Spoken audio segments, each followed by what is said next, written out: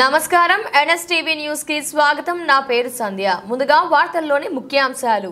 BRS party 25 సంవత్సరాలు పూర్తి చేసుకుని రజతోత్సవాలు జరుపుకుంటున్న తరుణంలో సికింద్రాబాద్ నియోజకవర్గం మెట్టుగూడ చౌరస్తాలో బీఆర్ఎస్ పార్టీ జెండాను మాజీ మంత్రివర్యులు ఎమ్మెల్యే పద్మారావు గారు ఆవిష్కరించి కార్యక్రమాన్ని ప్రారంభించారు।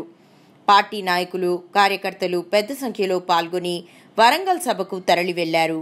ఈ కార్యక్రమంలో ముఖ్య నేతలు కార్పొరేటర్ రాసూరి సునీత, డివిజన్ అధ్యక్షులు ఏఆర్ కృష్ణ, నగర సీనియర్ నాయకులు గండవేని రాజేష్ గౌడ్, పెద్దన్న, ప్రకాష్, శ్రీకాంత్, సరోజ, పోచమ్మ, యాదమ్మ, లడ్డుమామ, కలశింగ్ కృష్ణ, వేణు, పెద్ద సంఖ్యలో యువకులు మహిళలు తరలి వెళ్లారు।